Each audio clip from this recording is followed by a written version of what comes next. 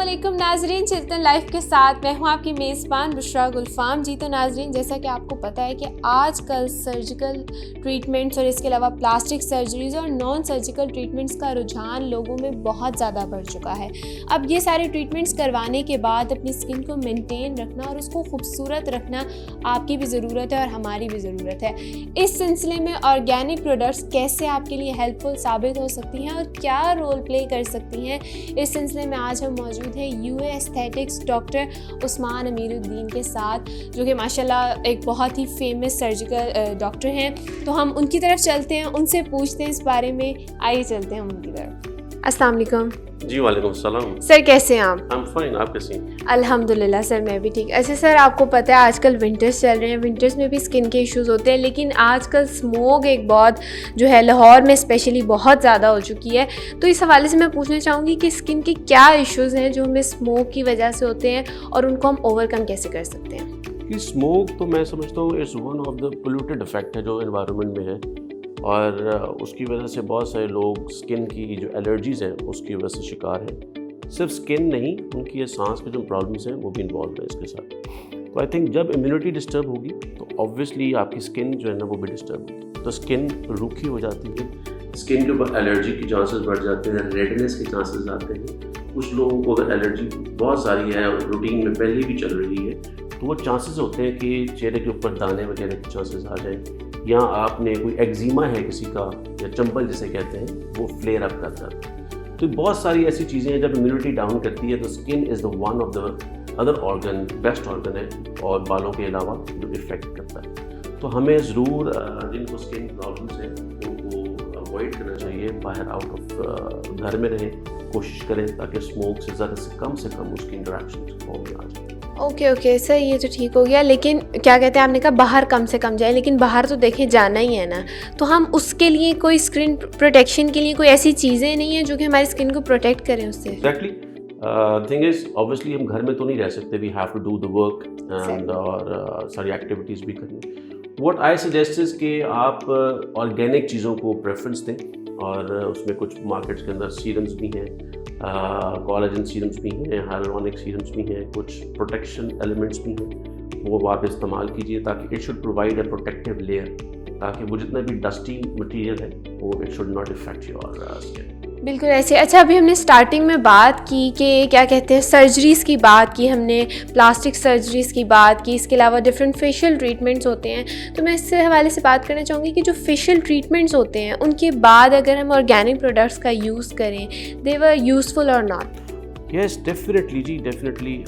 دیکھیں آرگینک تو جتنا نیچر کے قریب رہا جائے اتنا فائدہ ہے، اور نیچر میں تو آپ دیکھیں ہنی اور جو اولیو آئل ہے وہ بھی اگر آپ روٹین میں اگر نیچرل چیز یوز کریں it's very effective. So after plastic surgery and cosmetic surgery اس میں کسی قسم کی کوئی گنجائش نہیں ہوتی کہ ہم اس میں ایرر جو ہے نا وہ مینٹین کریں. اس لیے ہم کوئی بھی ایسا کام جب کرتے ہیں وی آسک دا پیشنٹ کہ آپ جو اس کی نرشمنٹ ہے اسکارز کی یا اسکن کی، اس میں آپ آرگینک پروڈکٹس کو بھی استعمال کریں along with other ایلوپیتھکس. تو آرگینکس میں ہمارے پاس ہائلورونکس بھی ہیں، ہمارے پاس کولاجنس بھی ہیں، وی ہیو ڈفرنٹ اسکربس، تو وہ we can use it from different basic stores بھی آپ کا کوآرڈینیٹ کر سکتے ہیں. ہمارے پاس بھی یو ایستھیٹکس بھی ریفر.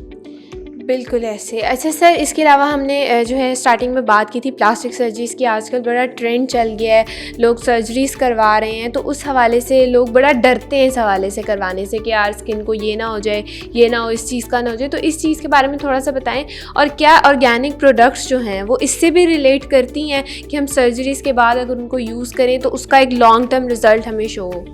بیسکلی پلاسٹک سرجری تو دیکھیں ہر طرح کی پلاسٹک سرجری ہم لوگ بیسکلی سمجھتے ہیں کہ پلاسٹک لے کے آئیں اور پلاسٹک سرجری ہو جاتی ہے. لوگ بیسکلی پلاسٹک یہ ہے کہ آپ نے کوئی چیز ڈیفیکٹ ہوا، آپ نے باڈی کسی اور پارٹ سے وہ سسٹم لیا اور آپ نے اس کو ریپلیس کر دیا. دس is basically the concept of plastic surgery. تو جب بھی لوگ سمجھتے ہیں کہ پلاسٹک سرجری اور کاسمیٹک سرجری کے آنے سے جسم کے اوپر کسی قسم کا نشان نہیں آئے گا، تو دیٹ از رانگ. آتا ہے لیکن وہ ٹائم کے ساتھ بہت فیڈ کر جاتا ہے. وہ جو پیریڈ ہے جی فیڈنگ کا، اس پہ ہم پیشنٹس کو گائیڈ کرتے ہیں تھرو دا فالو اپ کہ آپ ہمارے پاس آئیں، ہم آپ کو ڈفرینٹ پروڈکٹس ریکمینڈ کرتے ہیں، ان دا فارم آف مساجز ہیں، ان the form of sun screens ہیں، اور ان دا فارم آف کریمز ہیں، ان دا فارم آف ہائلورونک ایسڈ ہے، کولاجنز ہے. جو چیز باڈی کو ریسٹور کرنے میں واپس ہیلپ کرے, تو this gives us the maximum good results, اور obviously the patients are happy then we are happy. Exactly ایسی ہے. تو اس میں آرگینک پروڈکٹس کا کیا رول ہوتا ہے؟ کیا آرگینک پروڈکٹس ہم یوز کر سکتے ہیں آپ کے Yes, definitely G, I prefer کہ ضرور آپ استعمال کیجیے, ایلوپیتھکس کو بھی یوز کیجیے, آرگینکس کو بھی یوز کیجیے, بیکاز اگر کمبینیشن آپ چلاتے ہیں آرگینک کا, تو جتنا نیچر کے قریب رہیں گے اتنا نیچر آپ کا ساتھ دیتی ہے. بالکل. تو جتنا نیچر کو فالو کریں, I think most of the people who follows the nature and natural products they do get maximum results, لیکن گھریلو ٹوٹکے استعمال کرتے ہیں. اوکے.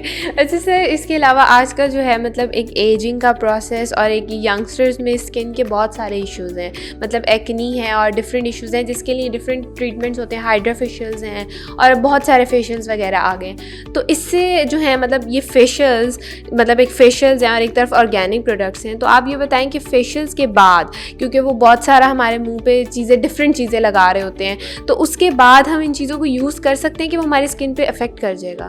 جی بالکل. فیشیلس, پہلی بات تو میں آپ کو یہ ضرور کلیریفائی کروں گا کہ these treatments must be done by professionals. ٹھیک ہے, we have to give awareness to the people, اور when they are done by the professionals they always guide you at the best. جو بھی آپ نے فیشیلس لینے ہیں, جیسے ہائیڈرا فیشیل ہے, اس کے اندر بھی ہم ایک انگریڈینٹ ہے ہائلورونک ایسڈ کا, وہ بھی ہم ایڈ کرتے ہیں, وہ بھی ایک آرگینک پروڈکٹ ہے. ہم پیشنٹس کو ضرور کہتے ہیں بھی آپ جب فیشیلس کرا لیتے ہیں تو آپ یہ اسکن کو ریجوینیٹ کرنے کے لیے یہ آرگینک پروڈکٹس یوز کر سکتے ہیں, لائک کولاجنس بھی ہیں, ہائلورونک ایسڈس بھی ہیں, اس کے علاوہ ڈفرینٹ وٹامن ایز کے ساتھ ریلیٹڈ آئلز ہیں, یا آلیو آئل ریلیٹڈ بھی سیرمز آتے ہیں. تو آل آپ آرگینکس کو یوز کریں, تاکہ اگر آپ فیشیل ٹریٹمنٹ لے لیں فار دا بیوٹی, تو try to maintain your beauty with your us and with the organic products. بالکل ایسے. اچھا سر, لوگ عام طور پہ بڑا پوچھتے ہیں کہ رات کے ٹائم ہم کیا ایسا یوز کریں کہ صبح ہماری اسکن بالکل ٹھیک ہو, تو اس حوالے سے آپ تھوڑا سا بتائیں. ایوری بڈی لوز ٹو, جب وہ مارننگ میں اٹھے تو وہ ایک کپ آف ٹی بھی اس کو ملے, اور کپ آف ٹی کے بعد وہ فیل کرے کہ یس I am the beautiful women and I am the handsome main in the mirror. تو no doubt every win lose to go this. What I suggest is کہ کچھ وٹامن سی ریلیٹڈ جو بھی آپ کے پاس کریمز ہیں یا سیرمز ہیں, کولاجن ریلیٹڈ سیرمز ہیں, وہ ضرور آپ یوز کیجیے, اور do go for the organics and stay to nature, nature will help you.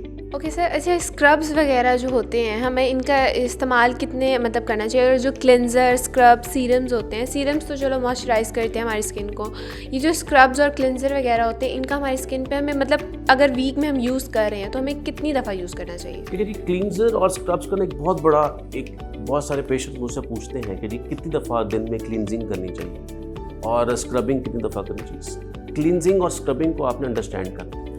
Cleansing یہ ہوتی ہے کہ آپ نے صرف سپرفیشل لیئر ہے اس کو کلینز کر لیا ہے, اور اسکربنگ کا یہ ہوتا ہے کہ آپ نے اس کو بیسکلی جو سپرفیشل لیئر کے ساتھ جو ڈیپ لیئر میں گئے ہیں اس کو بھی آپ تھوڑا سا ریموو کریں, سو دیٹ آپ کے اندر جو ڈسٹی مٹیریل ہے وہ ٹھیک ہو جائے اس کے ساتھ. واٹ آئی سجیسٹ از کہ کلینزنگ آپ کو, جیسے فار ایگزامپل میک اپس ہے تو میک اپس کے بعد کلینزنگ ضروری ہے.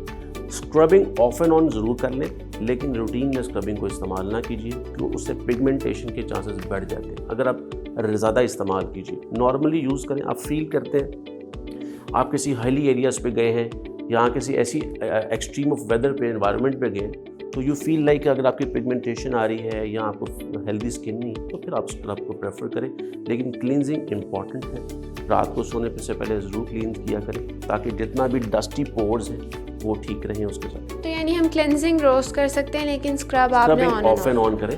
Cleansing is very important. جتنا اچھا اپنے اسکن کو نیٹ رکھیں گے, اسکن آپ کے ساتھ بیہیو اچھا کرے. اور سب سے امپورٹنٹ چیز, کلینزنگ کرنے کے بعد ڈو اپلائی سیرمز ایٹ نائٹ. آج کل ویسے بھی سردیاں ہیں تو سیرمز کے ساتھ کریمز بھی یوز کر سکتے ہیں, اور اسکربنگ ہفتے میں 1 دفعہ یا 2 دفعہ کر لیں. تو جتنا بھی اسکربس آرگینکس یوز کریں, آرگینک اسکربس یوز کریں, وہ زیادہ بہتر ہے as compare to other products.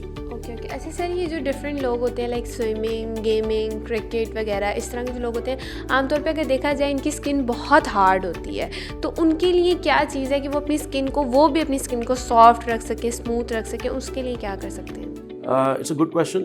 Extremes of sports اور ایکسٹریمز آف ایکسپوئر وہ بڑا ایک امپورٹنٹ چیز ہے.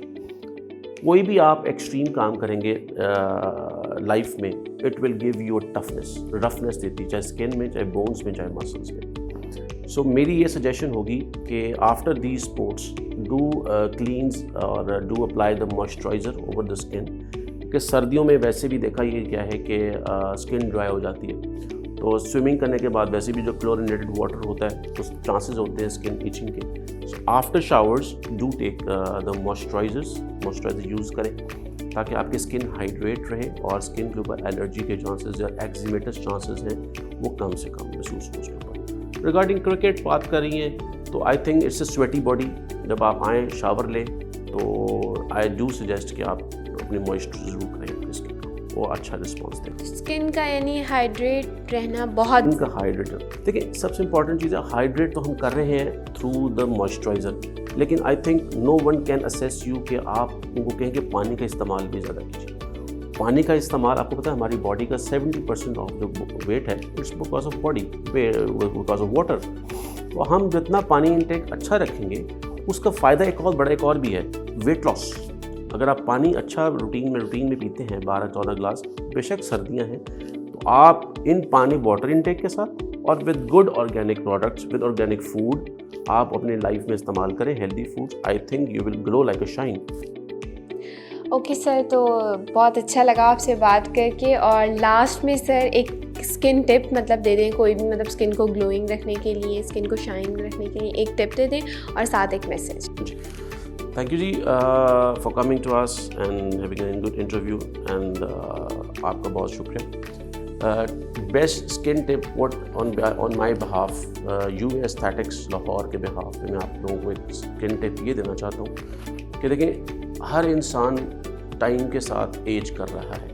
हम अपनी बर्थडेज मनाते हैं to enjoy the moment, to cherish the moment, लेकिन एक बार याद रखें बर्थडे अगर एक गई है तो आपका 1 साल कम हुआ है. So don't think of it कि भी मेरा 1 साल कम हो गया है, but think of it I am still 16, I am still 18. उसके लिए नंबर 1 स्किन टिप इज़ कि डोंट टेक स्ट्रेस.